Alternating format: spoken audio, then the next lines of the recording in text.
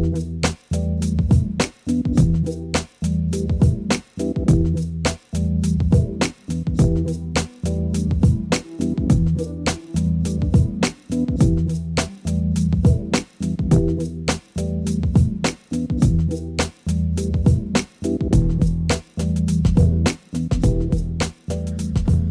morning, and welcome back to another live show here at the Kinetic Experience. I am Abe Nadimi. I'm Janica Morton. Emily Francis. And today our code word is creativity. Yes. And it's around both your skills and your career. So Janica, you want to do the normal thing where you describe what the cool category is about and what the wealth wheel is about? Yes, so our wealth wheel is all about living an optimal life, and we defined wealth, kind of what the dictionary says. It's an abundance of energy and resources and time and possessions, and I'm saying we defined it differently. Anyways, Things and shit. Things and shit, time and energy and all that other stuff. Anyways, so we created this wealth wheel with 10 key categories and resources, and then we broke those down into 2 each. So today we're covering creativity, and we believe that creativity is more than just hobbies or arts and crafts or anything like that. It's actually how you express creativity in your life. So it could be through your work, it could be through just the way you dress, it could be through your hobbies. Not the way I dress. Well, yeah, you're not creative in your dress. It could be the way you think and talk. Like there's so many different ways. So it's really you figure out what's unique to you and your creativity and how you express yourself, and then grade yourself on that, not compared to someone else. So what do you think of the first time you heard this concept, Emily? About creativity? Yeah, like the way we're defining creativity as a resource. Well, absolutely. I mean, the fact that what your skills are is what you can bring to the table. So that's absolutely one. I wouldn't have necessarily thought about previously I'd never really thought about like one's career as being a creative outlet, but I've got people like my husband who his career is essentially podcasting and being a scuba instructor, and specifically What's like a scuba instructor? Yeah, he's a scuba instructor. That's like his Can like anybody? paying job. What? You know, we told you that. Nobody tells me anything. She has even talked about it. Uh-huh. Maybe you should listen more. Go to the tape. We're literally recording damn near everything. I'm sure you can watch hours of video me talking about I think that's really cool that he does that, just so you know. Miles is pretty awesome. That specifically, the podcasting is how he really got in touch with his creative side. Because he's, he'll be the first one to tell you he can't draw for shit. His handwriting and writing, he's actually a pretty good writer, he just doesn't think so.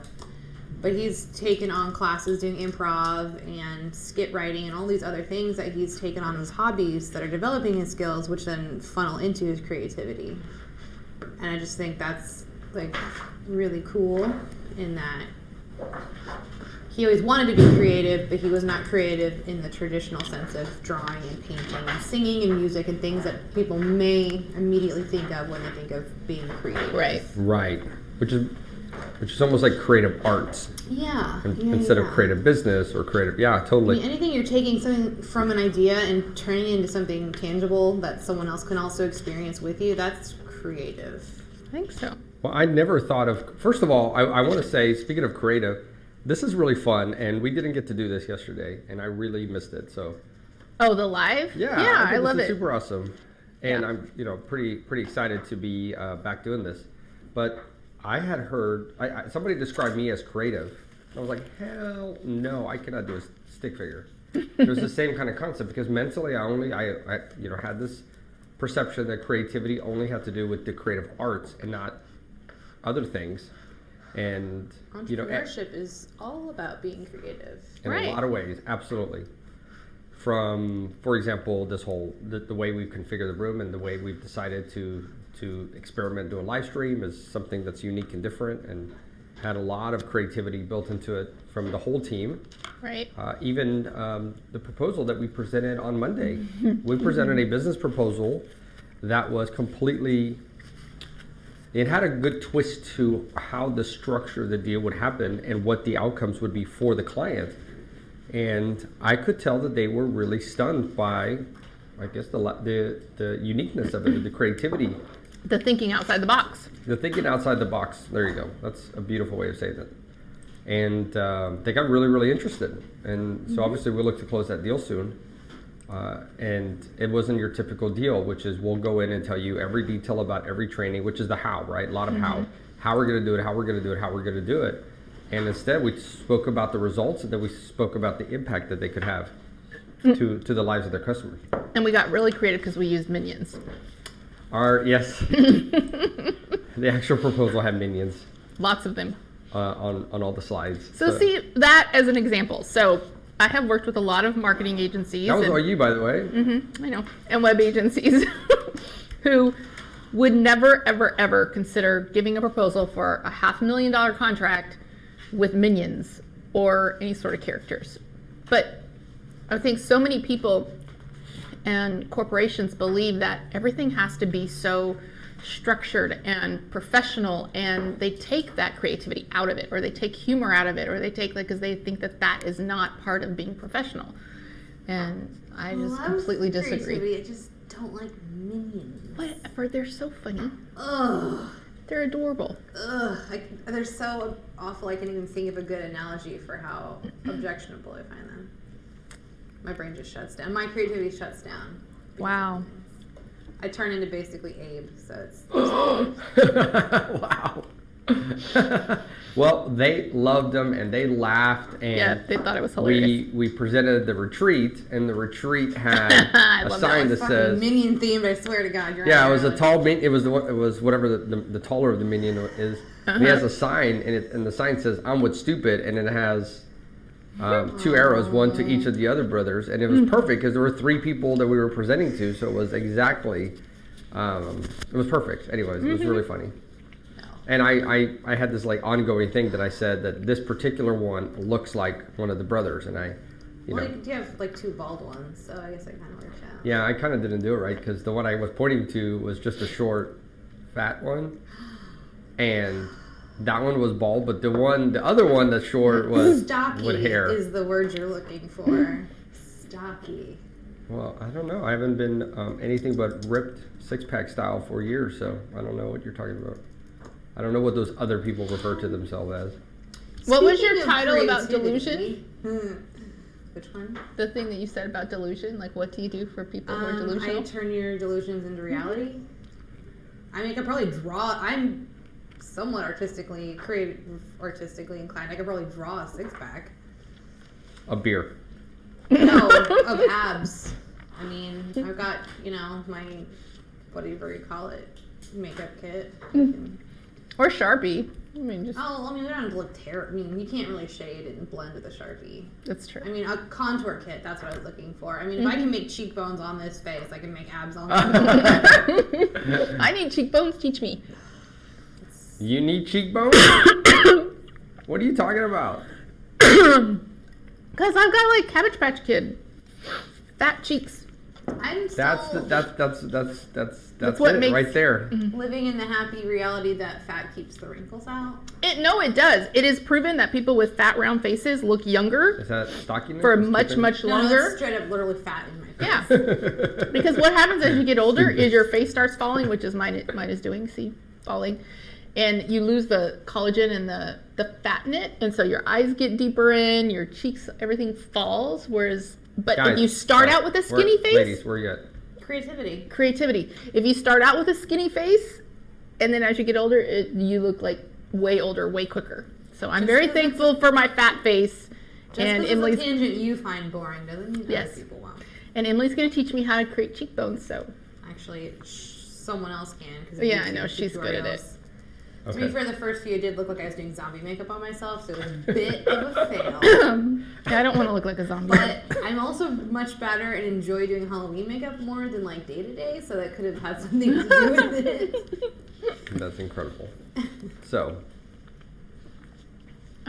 We're doing live, so you need to sit over there. Go. But so yeah, skills and career. I mean, I guess a lot of what we do day to day is hey, you gotta sit down. being creative as far as like, how the hell am I gonna make this work?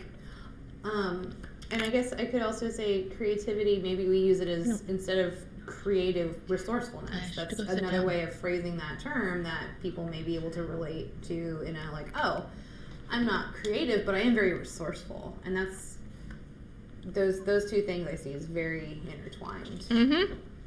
Well, But they can be. For some reason, people get stuck in this like, I'm not creative mindset. And it's like, yes, you are. Well, I think because so much society would associate creativity with Leonardo da Vinci and not necessarily with Elon Musk. Or they'll Or Bill focus Gates. on Leonardo. Oh, he was creative because he did art. That's why he's creative. Not he also was an inventor and an X and a Y and a Z, and that was just as much of his creativity as the drawing. Okay, this and question art. broke my brain. Are humans the only creatures that are creative? No, in nature That's you'll find like so critters great. that'll What a make great question. very elaborate like nests and things like that. You know, part of it'll be Yeah. like their mating rituals, which I think some of that, I mean, that's learned behavior. But So there's are they creativity to it. being intentionally creative? Well, yeah, because if they're not creative about it, then they're not going to get a mate, which means their genes die off. So their motivations for why they're being creative might not necessarily be the same as ours. But I guess if you think about it, most people's motivations for something are like, you know, eating or getting laid, and that's kind of You're right. No. So Fun or fear, right? Well, think of the dogs. Pleasure, They're pain. creative in all their silliness. creative genius, evil geniuses. The rats were creative. Yeah, I mean, just that innovation of trying to figure something out, and I mean, animals using tools and stuff. Yeah. That's a skill that That's what I was just thinking primates about. will teach their young how to use like a stick to get termites. That's a skill that has been learned and passed down. So then that means what we're saying is that you can't have strong problem solving skills without also being creative.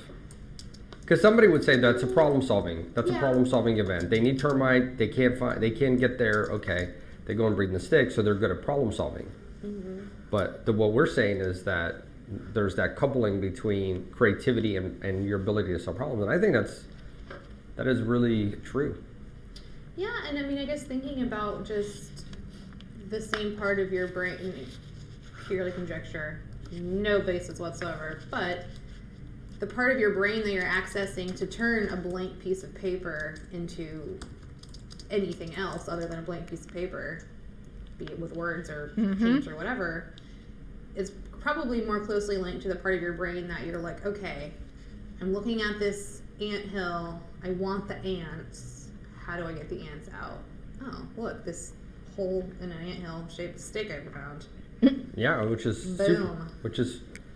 which seems very easy, but it's very complex also. And you Yeah. can see it in the development of a child, as you've seen multiple times. Like one day they haven't. So Noah just started doing this yesterday, which I thought, yeah, and it literally just happened yesterday. He grabs us by the shorts and is now walking us around the house. So his situation, of course, is, you know, I want whatever. And it just dawned on him, like, wait a second, if I go bring them here. So I don't know if that's obviously him solving his problem, which it was really funny That's awesome. how he did. Did he do his little sounds to tell you? He didn't do anything. He just walked. He walked up beside me, put his hands right, grabbed my shorts, and just Pulled you. pulled me. You're like, come with me. Yeah, and in this case, he just wanted to walk me around the kitchen because he didn't actually ask for anything. But Huh. he did ask for something from his mom earlier in the day, which was the first time it happened. So maybe he was solving his problems there.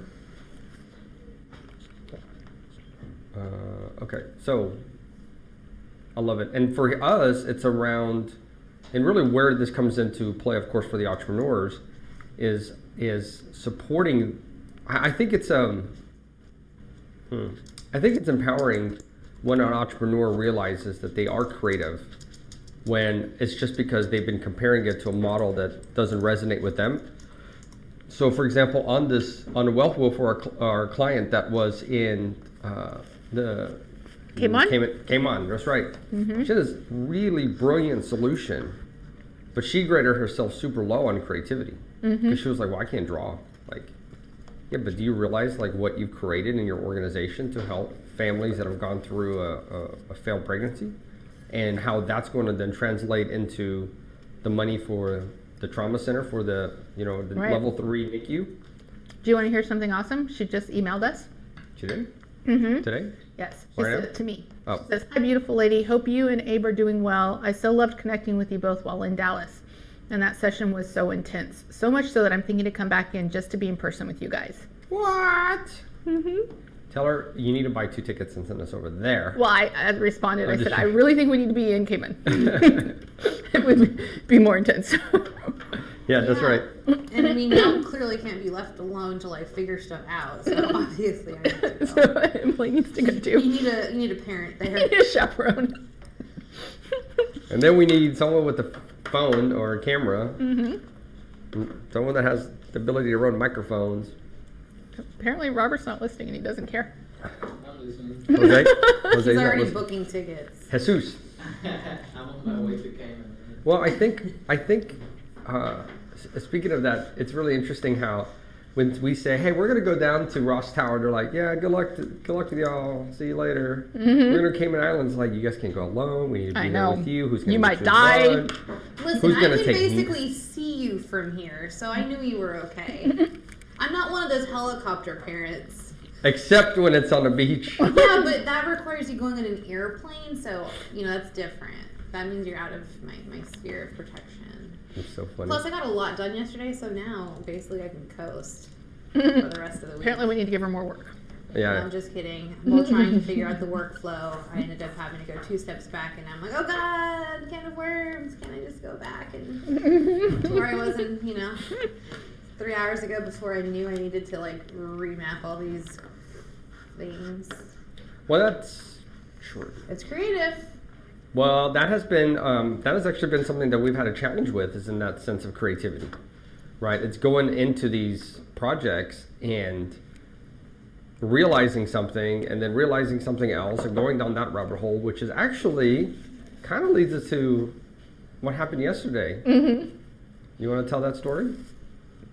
Well, I mean, the whole thing is just incredible. We I could don't speak even know for an where to hour s- about Yeah. what happened on stage. I don't know where to start with that. So we were able to listen to Susie Battis, right? Is that how you say her last name? Batiste, I think, right? Batiste. She is the founder, CEO of Poopery and now Supernatural Cleaning. Oh my gosh, so inspired. I could have got on stage and kissed her. I'm just so madly fascinated and in love with her. She embodies a CEO, executive, a person, an entrepreneur who really has embraced how can she be the best person she can be and that she was created to be, and then how to support others to do the same. She has taken a lot of the things she's learned through her struggles in life and applied them to her corporations and helping them. And then the thing that really fascinated us is that she worked with Dr. Bruce Lipton, who studies epigenetics, and again is another just brilliant person, to really study and understand, is an idea alive? So if it is alive, which is what they came to the conclusion of, then is an entity or a business alive? And they agreed that that was also. So then you think through, why do we have structured business plans? Why do we have structured anything for a business? Obviously you have to have scaffolding and boundaries and parameters, but within it, are we limiting our companies, the ideas and the energy behind it by really closing in tight on a business plan that's very structured? And so she talked about how, as a parent, you see this with kids, or even anyone who's been around kids. 1 year they're awesome at soccer and they're going to be a soccer player for someone famous that's a soccer player. AC Milan. A what? AC Milan. I can't even say that. AC Milan. AC Milan. Is that a There you person or go. a team? It's a team. See, I thought it was a person. But okay, so Pele. No, not Pele. Pele's a restaurant. Pele is a soccer player. Pele. Yes. Okay, so Pele 1 year Milan. they want to be that, and then the next year they want to be, I don't know, Jason Witten of the Cowboys, and then they want to be a ballerina, and then they want to be Andrea Bocelli and sing or whatever. So you go with the flow with your kids and you embrace them and you support them and you give them the resources and tools to follow that idea. If through a business, you were to do the same thing. If your team was in alignment with that and you resonated with that idea and with that business, you're going to go much further because you don't have dissonance to hold you back. And when she talked about that, like my mind was just blown, because Abe and I do that a lot just naturally, where we ebb and flow with the company and with the ideas that come to What's us. up, Emily? And Trust me, I can tell. but in doing so, we have gotten to where we're at now, and feels so much more in alignment than where we started. And I think if we had just pushed through and just stuck with everything prior to April of last year, we would be miserable, and it might not have been successful. Whereas this is proving to be successful and will continue to be so, and help people. So that's my spiel on yesterday. What did you get from it? And Yeah. did I mention how much I'm in love with her? Yeah, I totally would love to meet her and talk to her and learn from her. And Woman Crush Wednesday. yeah, So Janica resonates a lot. Like when I saw that lady speak on stage, I really thought slightly more subdued version of that would be the way Janica would speak on stage. oh, and she was barefoot. That's what I was about to get to. Yeah, she was barefoot. I was like, totally could see Janie go up there and talk in front of a bazillion people barefoot. Totally. Yes. And the way she was just leading from her heart and her soul and flowing versus being all analytical and in her head. And she talked about that. She talked about how she does get in her head. And so that was a really awesome thing, because she described the effects of many, many different years of coaching and so forth. So that business has been around for 12 years. Right. They So just I know celebrated that she described a bankruptcy prior to this business. 2 bankruptcies Right, prior. but at least one prior to this one, and then she got coaching. Yeah. So minimum, she's been involved in coaching for at least a minimum of, call it 13 or 14 years, Yeah. right? Minimum. Yeah. So she's sharing a lot of the results of all that coaching and consulting and training and counseling, or I don't know, all the different terms you could use to describe that. So it was really fascinating the way she was talking about how she has to get out of her mind. How based on the way she grew up, she was addicted to chaos. And she was conditioned, she didn't really have parents that really took care of her, or supported her, that's the term she used. She didn't have an environment that supported her, so when she goes to hire CEOs in her company, she'd always hire a CEO that did not support her, that created chaos. And so she, so it was all around the coaching and around that lesson, like, why are you constantly seeking this out? Why does this bring fulfillment to you, in a sense? So she dropped so many different things in an indirect way, because she wasn't really coaching the audience so much. But through her coaching, I thought that was amazing. She described so the concept was everything seeks life force. So it was, and she described resonance. So the resonant frequency is when you're vibrating at something, and then that frequency matches to what you're vibrating at, the amplitude goes up. I don't know if you've ever seen a video of a bridge that's swinging and falls apart. Have you seen this before? So that's what's happening, is that the wind was hitting it at a certain frequency that caused it to be in its resonant frequency, and so you saw it fall apart, right? So what she was describing is that when you are in a vibrational state and you get an idea, it's because you're vibrating at that level, and so you can tune into it. And so that idea is seeking life force. Obviously, you have life, and so it wants to attach to you, and you can bring it into existence. And if you treat your business like a person, and you ask that person essentially, so what do you want to be? Not what I'm going to force you to be, right? So she said, like, we've been in business for, I think she said 12 years. Been in business for 12 years. We've done all this. We've had all this success. We've made millions of dollars, and we don't have a rigid business plan. We Never adapt. And we treat Poopery like it's she calls it my daughter. She. Yeah. It's a she. It's a she. And so we treat it like a she, and I mean it's a her or whatever, I don't know. And we ask her what she wants to be. I thought that was phenomenal, and that's a lot of what we've done here, but not even as. So Janica and I do that internal to ourselves, but we want to expand that out to the team. So when we think of the Connect experience, like, or repeat after me, for example, who is it? Is repeat after me a boy or girl, or is it whatever? And then what would it want to accomplish? What would it want to do?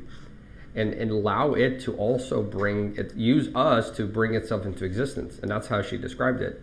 And that's a lot of what Janica and I have done, because in so many times you can look at what we go to create and the business plans always make sense, I think. Yeah. And when they didn't, we've been able to make those tweaks, but they never felt right. They never felt like it was the right, it's almost like we were forcing something into the equation versus allowing it to come through, right? Right. And really, even the proposal that we were just describing earlier around how it was a unique proposal and I think that happened right in front of you, right? On like 9 days ago, 10 days ago, we were right here working. And I was like, oh my God. Oh, I yeah, just had your an idea. Yeah, right? that was genius. But it happened right here in front of you. It was not, but that all of a sudden also morphed the company. Because if that's what we start to do, what we really start to do is we start to become an arm of, and I can't put it in words yet. We were talking about this yesterday with Steven, Yes. and then Yes. there's There's a name for it. We just need to really think through it. But we also become now an extension to a conscious capital company who wants to better the lives of their clients, their team and their clients. Well, yeah, their whole team, including the lives of the team members' families and their clients, right? Totally different spin on what we've already been doing.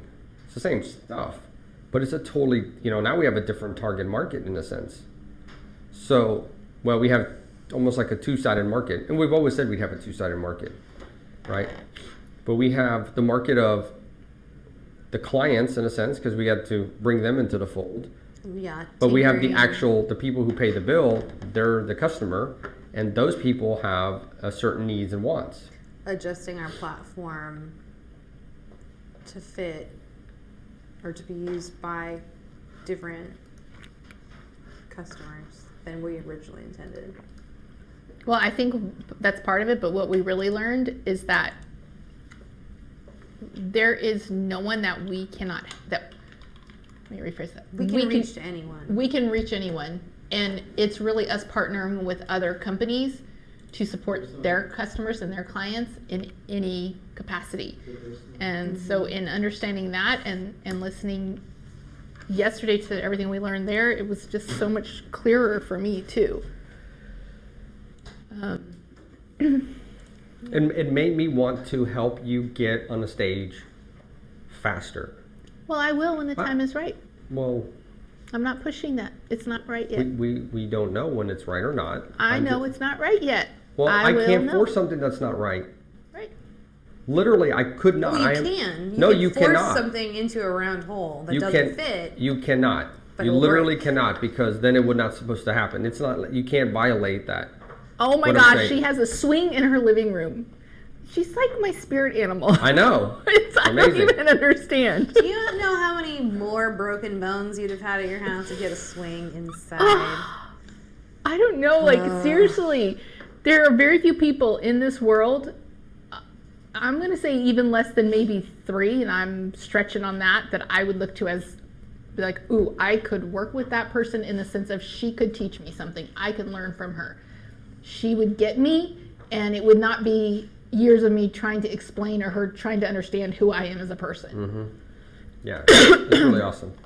And yeah. No, she is. Yeah, I can totally see all of this, and I love the building that it's in. Yeah. It's just Oh, gorgeous. so and I love that swing thing, by the way. I know. She bought a church in Dallas and turned it into her home. I've totally thought of doing that, by the way. Have you? Yeah, because didn't I tell you? That's so creative, by the way. Did I not tell you about the church that I went to check out for that former science project? No, Really? no. It was on what street is that? Anyways, it's kind of down there by Wabi House, actually. And there's a church, like the main sanctuary building, Yeah. and then beside it was yes, and beside it there was a living quarters, like actual apartment complex. Yeah. But they wanted to convert the church into like an event center. Okay. And then you had the next door that was going to be offices. That's right, offices in the okay. bottom, and at the top possibly apartments. Like, Yeah. oh my God. That's genius. So and there's beautiful. so many churches that are sitting there empty now. And they're huge open centers, which I Yeah. love. Yeah. I don't like I love that big open. I don't understand why people have these massive bedrooms. I mean, we discussed this. Yeah. It's dumb.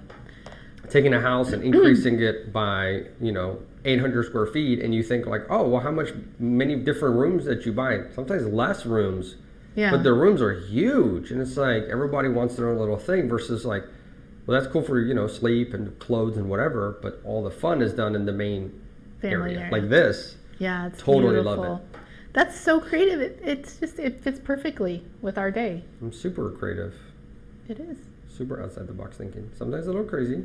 We should look for that for our school. Working on that already. You know that. I know. I'm just thinking about that. All of a sudden, there's lots of possibilities. I will not support this if it is not haunted. Well, when you walk in, I'm sure we could then say Satan's here. Oh, Not Satan. not bad Hey, haunted. Satan. No.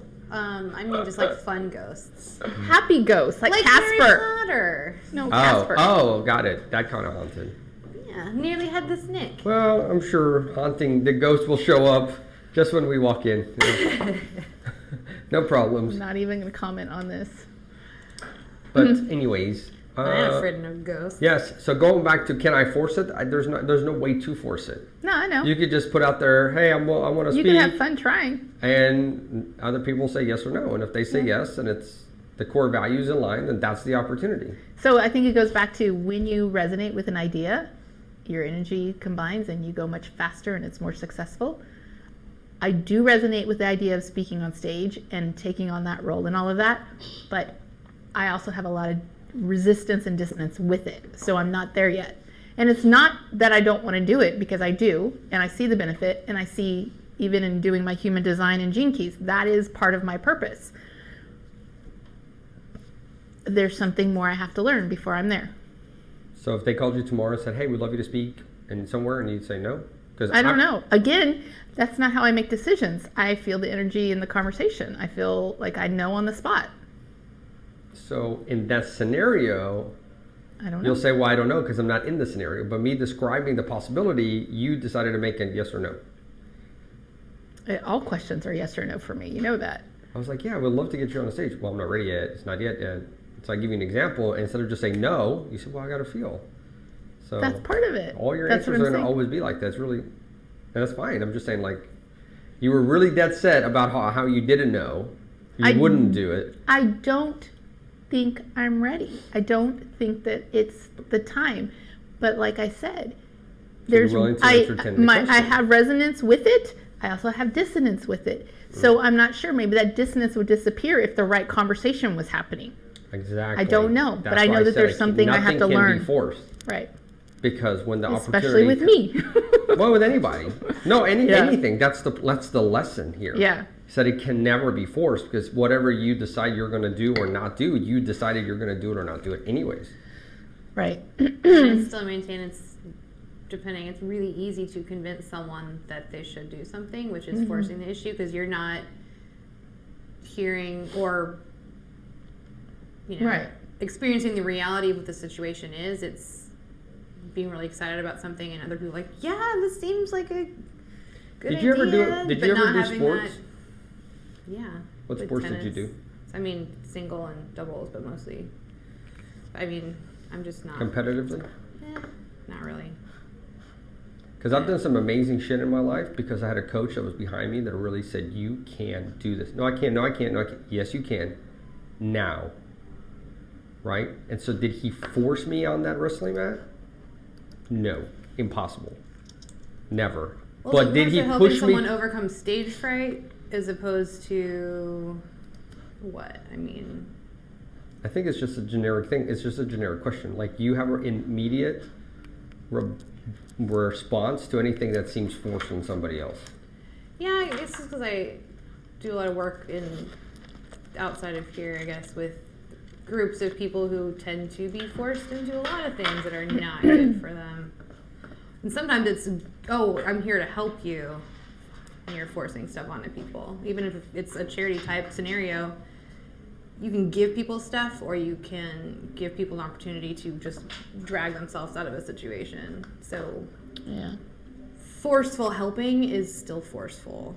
And so that's where I tend to. I guess for somebody, for myself, that. like I am so personally responsible for my life at this point. I don't think anybody can force me to do anything. You can have a gun to my head and say, you eat this bagel right now. And later on, like when she had a gun in my head, I'm like, you still, I would personally say, but I still chose to eat the bagel. She didn't force me to do it. I made a decision at that point, and I stood for, or didn't stand for, whatever, and it was my personal decision. Because I take full responsibility in my life. Yeah, again, I think just sometimes our communication stuff will come from like examples of things, because it's like, if something like, okay, if your choice is you're going to get shot in the head or you're going to eat a bagel, like to me that's not really a choice. It's definitely still a choice though, because It's a choice where the outcome is death or a thing you don't want to do. Well, I really don't want to die, but I only slightly might not want to eat a bagel. So it's I like, agree, but that's that's a decision that we all make on everything we want to do, and then what we do is then we blame somebody else for it.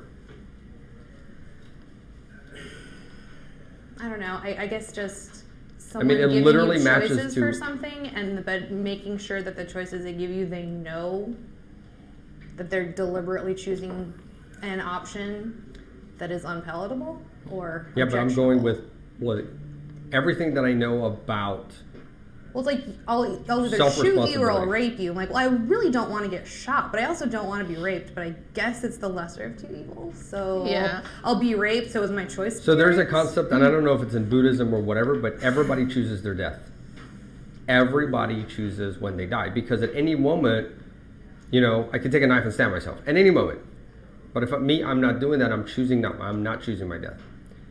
I am not choosing any of that stuff. So when I decide in that particular example, you can make a decision. It's still within your power. You can say, nope, rather get raped, right? I guess. But that is the most empowering way to look at anything, is that it's on my personal choice. It's 100% the most empowered. Otherwise, then when does the victimization stop? So in this particular example, let's say I force her on a stage. Literally impossible to do. But it's still her choice to go onto the stage. Or it's like, well, you chose to work with that partner, or you chose to take that headshot that he put into a speaker kit. Or you know, there's 1,000 things that she can go back and like, no, I chose this experience. Or, no, he's really bullying. He bullied me. And then, okay, well, how about the fact that you continue to drive to Dallas to work with the bully? Well, and then it's constantly no power. But if she takes 100% control, then at some point she's going to say, cool, I didn't like any of those experiences. I don't want to have another future experience that doesn't align with me. So I'm going to choose to say no. And that's in her power. It is the most empowered state possible. And we have too much in this country and in the world of people not taking personal responsibility for their lives. And I believe that, and that is 100% why in the training that we're doing and what the training Gary's doing, it's one of the first classes is self-leadership and extreme ownership of everything. And it's so empowering. And it's not something that's normally taught, and our culture doesn't teach it, but it's super, super, super strong. So again, going back to this example, there's nothing I can do to force Danica on a stage. And there's nothing that I can force to put me on a stage. Like literally, there's nothing. I could put press kits everywhere and flyer every car in town, and we could call that force, but somebody's gonna pick up the phone and choose to offer me something, if they do, and then I have the ability to then choose whether I wanna accept it or not. And that's it. Yeah. So I think in going back to this, you could tell me, no, you will not put an email out to your friend that says, Janet Coles, come speak, right? But if I do, then you're choosing to allow me to do that. But anyways, no matter what, let's say I'm an asshole and I ramrod all of those things through. Yeah. Eventually, you're going to stand on the front of the stage and you have to make the decision. I want to do this or I don't want to do this. Yeah. It's not fair that you would put me in that position, or someone would put me in that position, but that's a 100%. whole different conversation. Whole different conversation. Yeah. That is absolutely true, because what's going on? Why, do you want to, or do you know? And a lot of times when they spoke specifically about this, women talked about this yesterday at the Women Summit, which was, men will raise their hand for a job when they are, this actually applies perfectly. Maybe it applies to you, I don't know. Men will raise their hand if they feel like they're 40% qualified for a position. Just, sure. Women will not raise their hand until they feel like they're like 90% or more qualified for the position. That's not me. I'm not saying that is you. I know. Right, so sometimes in these cases, and the lesson that came there from, I think the first time I read this was in the Harvard Business Review. Men should know that this is what women are going to do, and so men should sponsor and champion women. Like, no, you can't do this. No, you really should do this. No, this has your name on it, because they're not inherently going to ever raise their hand first, and they're going to be beat out by positions all the time from the men. Well, I think, and I don't know for sure, but I And want then to come say, into a support role and fix all the stuff that these completely underqualified people are doing. yes, I think it was Richard Branson, and I might just be confusing two things, but you know, he always says, you see him quoted all the time, just say yes and figure it out later. You know, like Fake it till you make it. fake it till you make it. But I think it was him, but talked about how that's one thing he wishes women would understand. Men will do it. Men are statistically higher risk takers. Women are not. But I adopted that from a young age. It's like, okay, what's the worst that could be? What's the worst that can happen? But may I ask Alright. you a question? Yeah. Is it around physical things like skydiving, which you've done, cave diving, which you've done, whatever, scuba diving, whatever? Or is it these other types of things that you've also... I think it's in everything in my life. Okay, cool. That's awesome. I don't want to say no to an experience unless I just have that absolute gut response of nope, not. Right, I get that. Swim with the snakes. Nope. Nope. No. That's not on my list of anything I ever want to consider doing. Right. Did I tell you about when we were in Paris and we went to see Moulin Rouge? There was a whole 15 minutes of this beautiful lady swimming in this huge circular aquarium with snakes that were the size of, she couldn't even wrap her arms around them. They were such huge ass long snakes, and they were colorful, and they swam, and it was like they were trained, and they did all this stuff with her. What? Are you sure? Oh, no. Really? Yes. How much absinthe did you had at that I point? should have had a lot because I about peed my pants. Did So you we were actually way too watch close it? to the stage.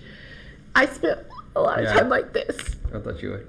But it was fascinating because at one point Larry's like, no, you really have to see this. The snakes are working with her. I'm like, no, they're trying to kill her.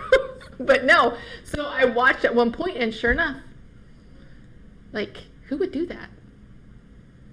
But it was creative. Super creative. She was like Medusa. I don't know. Well, you saw Greatest Showman. That's all creative. Yeah. The whole show is about... Love that show. Yes, so that is an entrepreneur. What was his name in the show? Hugh Jackman. I know Hugh Jackman. What was Hugh Jackman's name? Oh my God. doesn't matter. Wolverine. Okay, whatever his name was Logan. in the show. Whatever. Keep on going. I love that movie for so many reasons. I think it teaches Barnum, right? P.T. Barnum? P.T. Barnum, right? Yeah. Yeah, but it's such an awesome thing. I mean, he had these ideas, and he just was like, "I'm gonna make it happen," and he thought outside the box over and over and over again. Of, wait, this is a problem. How do we fix it? Plus, was he the one that said there's a sucker born every minute? Yeah. So yeah, that too. What? That was like, I think, one of the other like famous quotes attributed to him. Which one was? There's a sucker born every minute. I don't know. I think through it. Well, that quote's really, really old. That's used all the time. But I think would- that's originally like who said it. But I Could would be. say what was interesting is that his idea was not the successful idea per se.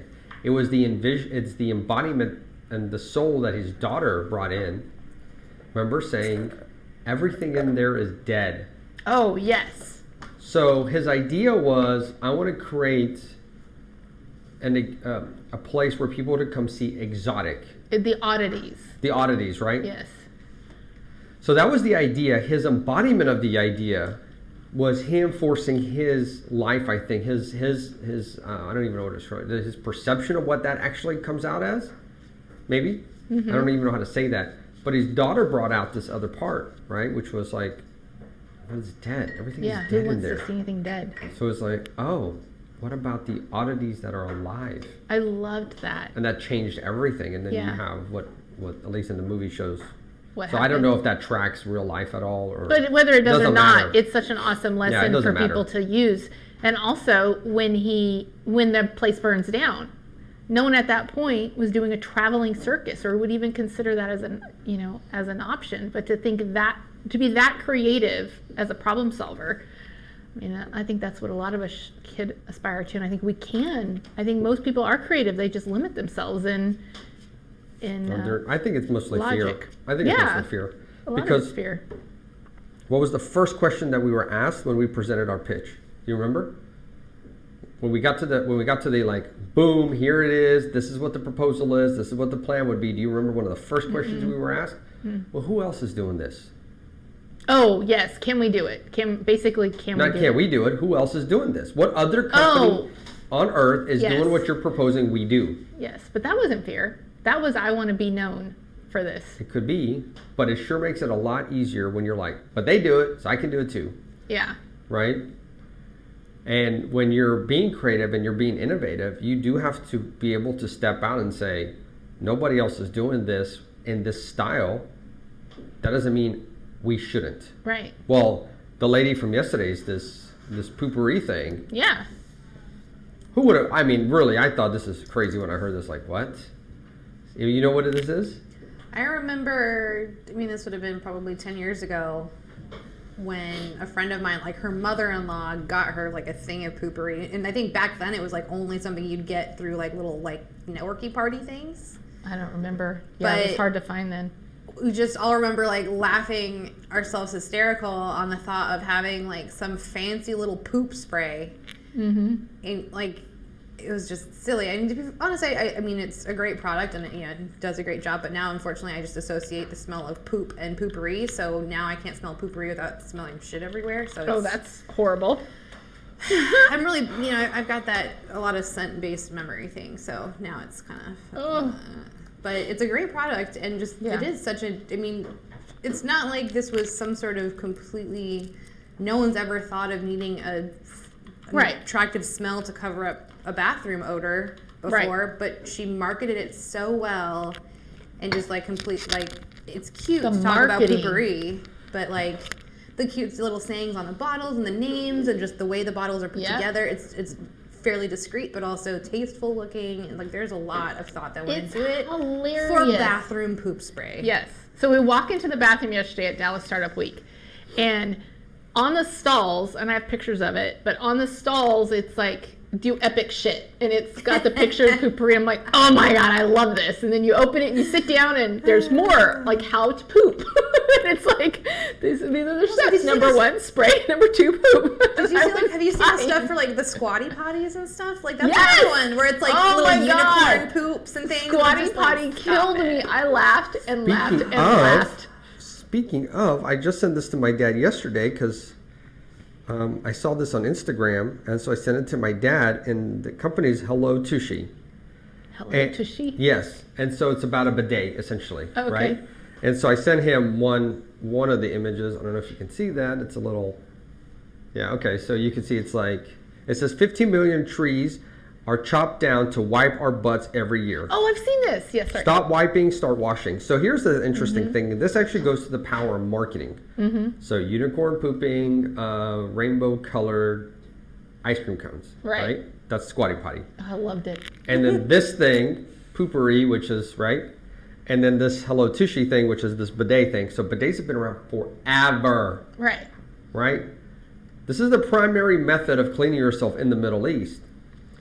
This is not taken over here at all. But all of a sudden, you have a unicorn that's pooping rainbow-colored Soft serve. soft serve, and it's a thing people talk about. Yep. It's a thing that is going. That's the power of marketing and creative marketing. It has been really interesting. So we have a question. Do you think German toilets are creative? I'm searching Yeah, it right now. I have no idea what a German I mean, toilet Actually, is. let's ask. Can you please drop a link to a photo of one or Yeah. two that you would that kind of fit that? Because I was gonna say, I grew up in Germany. I don't really remember anything especially unique about the toilets there. I mean, It's like there's this. So the hole of the like where it goes down into the plumbing is at the front, Right. I've seen and that so before. all the poop gets stuck in the back, which I don't understand how this is helpful. And these pictures are gross. See, like it's sitting there. It's just sitting there. Why would you do this? Why are you? Yeah. Well, I don't even know why you're looking at it. Like, Because I want to know what a German toilet is. yeah. You're okay. Good. It's very yucky. Well, it's definitely I don't creative. like it. yeah, that again, I don't Well, you could remember be- that well- especially as a kid. But I guess to be fair, as a kid, you're sort of perched on the front, so maybe it wasn't an issue. Did she say that we're perched? Perched. So it's all about this poop shelf. Yeah. I don't know. I don't like Yeah. it. Yep. That's interesting. But maybe. I would love to know where that story came from. I had no idea. Maybe it's more water. So there's a thing about being creative for the sake of being creative. Well, you could. There's no. Art for art's sake. Well, there's no Art, judgment yeah. here, right? Like creative, cool, be creative. But creative does not mean great problem solving or create great market adoption. No, not necessarily. Yeah, I don't know. Yeah. That's so funny. Well, you know what? What's funny is that imagine a really, really epic marketing campaign happens and all the Americans switch their toilets to this new German toilet No. poop shelf idea because of the marketing pitch. Like, I don't. But marketing can do that. It sure can. Powerful. Well, It I is- already am all set for when like Squatty Potty's like, you know, whatever it is, patent wears off, and I've got the poop stoop ready to go. The poop stoop. What would that be? Basically a Squatty Potty. Squatty but Potty. Poop stoop. So since you can't use the unicorns pooping pooping whatever rainbow ice creams, what are you gonna have? She What pictured is herself. Just a bear shitting in the woods. They They want went to admire your poop. Oh my god, that's so Well, I funny. mean, I guess if you needed to collect a stool sample, it'd be super helpful. I guess it would. I mean, and This is I this don't is how even- creative this conversation is because now look where it's right in the toilet. Oh, and I have so much I could add to this, but No, I'm just no. no.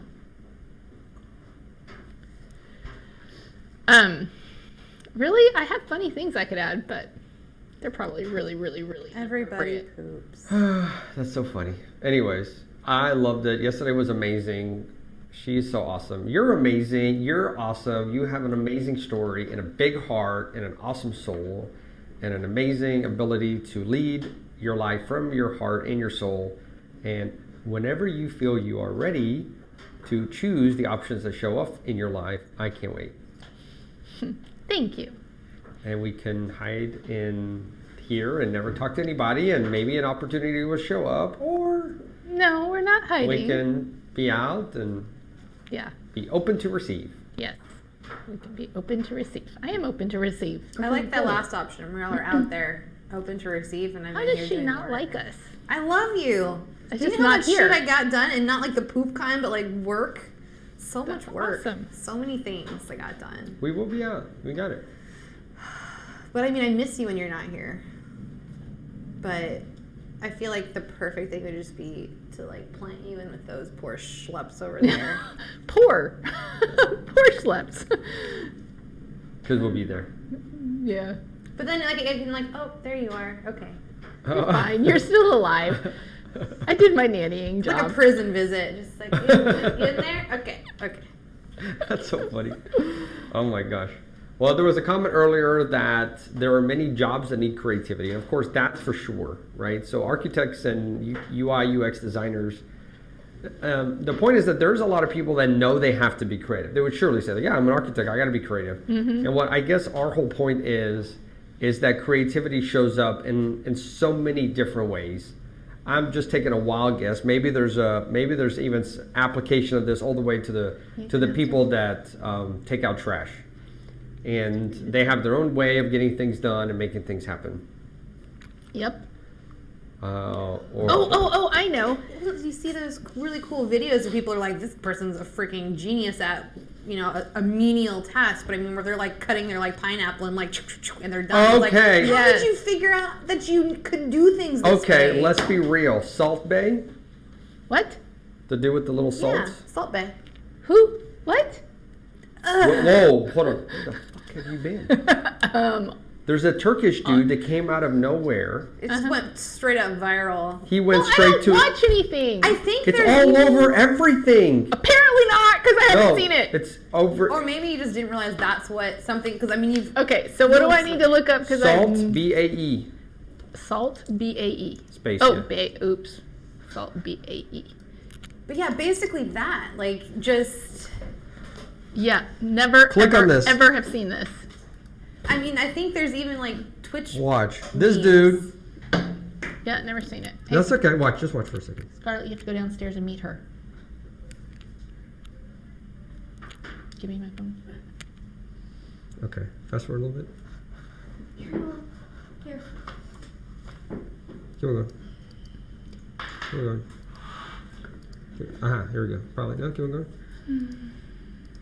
Yeah, that right there. You see that? Uh-huh. What So about just that? because of that little thing right here, right, blew up. Became like the most famous dude since like JFK, all over the world. For that? No joke. His restaurant packed. Opened up a place in New York, a restaurant in New York. And so then I read some articles about the food people, the critics that went to the restaurant were like, it's subpar. Like, what is this all about? Just exploded. Wow. So talk about a menial task in a sense. Like, I'm delivering steak, and it became this. That's awesome for him. You know, I love that. It's awesome. I like, okay, so thinking of, what was it called, Momentum?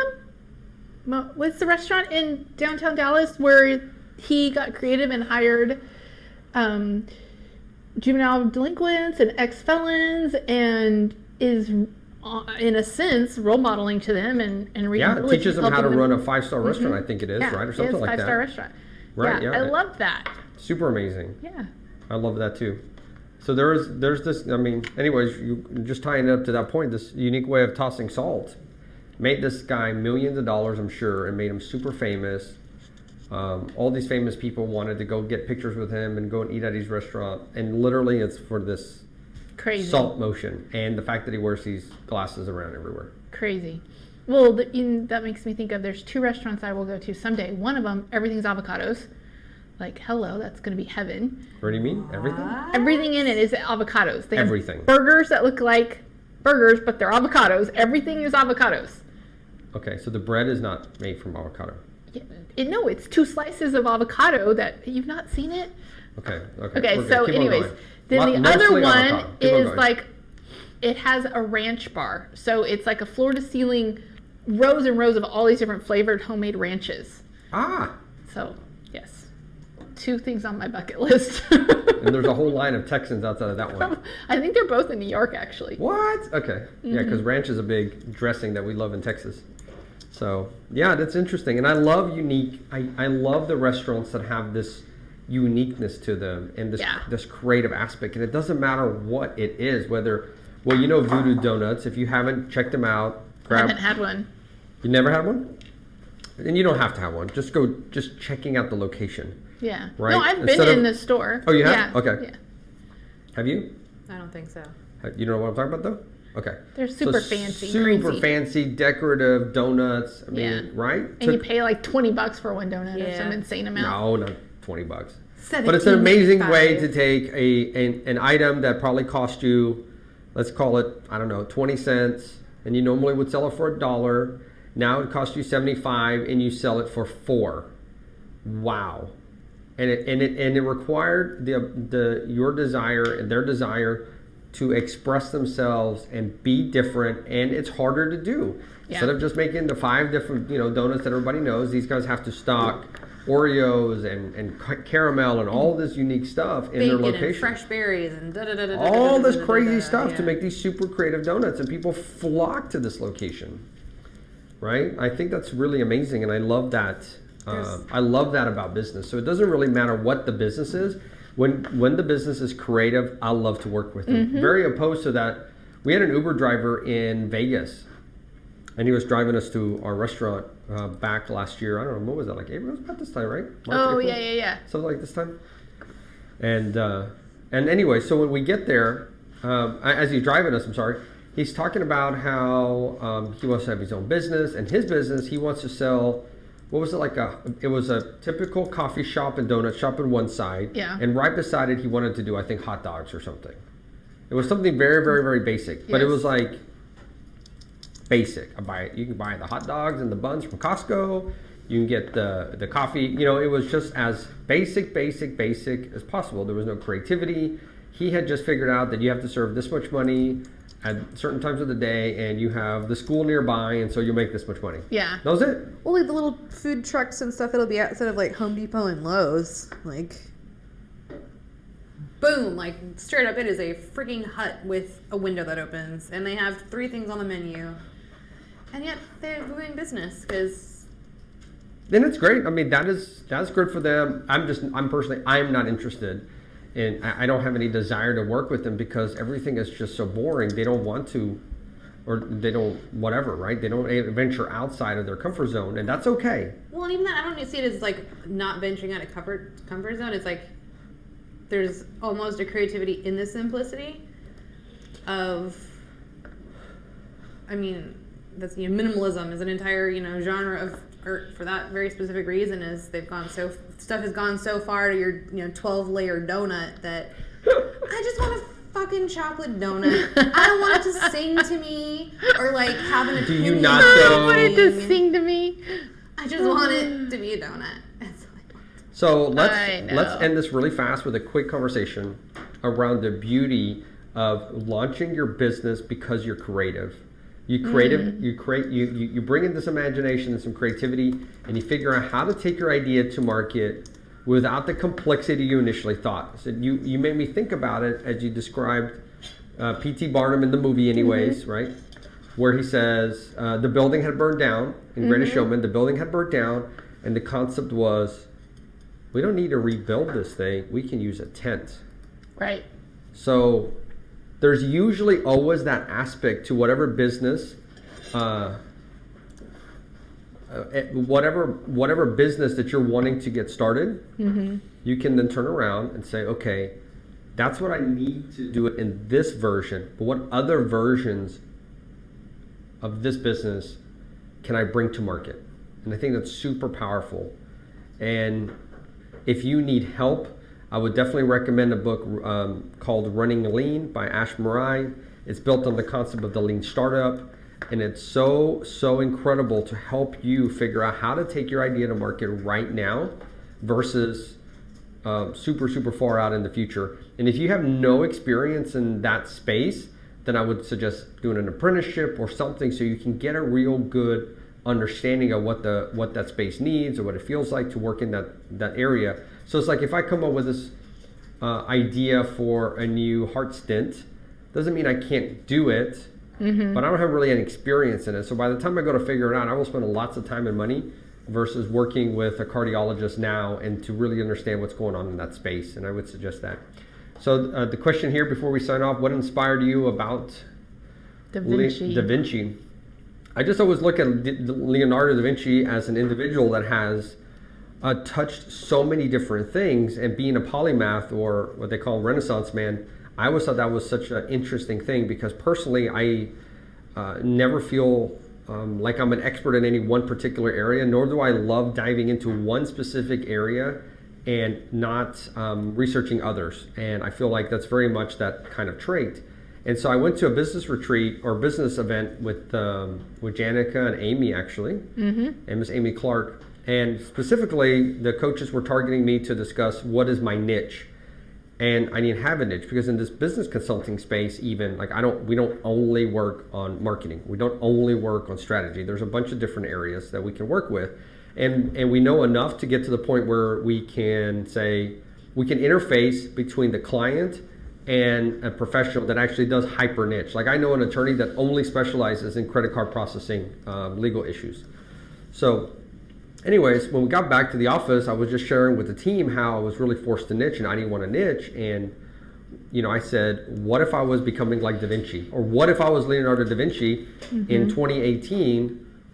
Would you tell me to niche down? Would you say, well, you can only paint, or you can only work on war weapons, or, how does that work? And so that ended up becoming what became now the Becoming Da Vinci show. So I'm just really inspired by the fact that he was always creative, always used his imagination, approached things from an innovative perspective, and has obviously touched so many different things. And just the fact that he was really hyper curious about things and researched them for the hell of researching them, just because. And I think Yeah. that's really awesome. And that's Because not he wanted driven by just any... to answer the questions. Huh? He just wanted to answer his questions. Right, and he wasn't driven by a specific money Right. thing, right? Because one of the notes that we remember from his notebooks was what happens. Oh, I think it was like when a pig breathes, do their lungs expand both vertically and horizontally? Oh, right. Or what it describe the texture of the tongue of a woodpecker. So these are really interesting questions that has application in different things, but at that moment in time, that wasn't tied to a balance sheet item or a profit and loss statement. It was like, I don't know, I just want to figure out how this works, and I think it's super awesome. Yeah. So anyways, thank you for tuning in. Thank you so much for being part of our show and interacting with us and dropping us some questions. Our website is thekineticexperience.com. The Becoming Da Vinci show is becomingdavincishow.com. And we're also active on Instagram and YouTube on that particular show. So we'll be... Links below. Yes, and actually right below here, there's a bunch of different links. You can connect to Janica and I.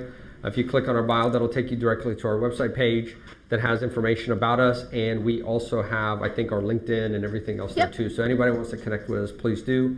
And I am Abe Nadimi, I'm Janica Morton. Emily Francis. signing off. Bye. Bye.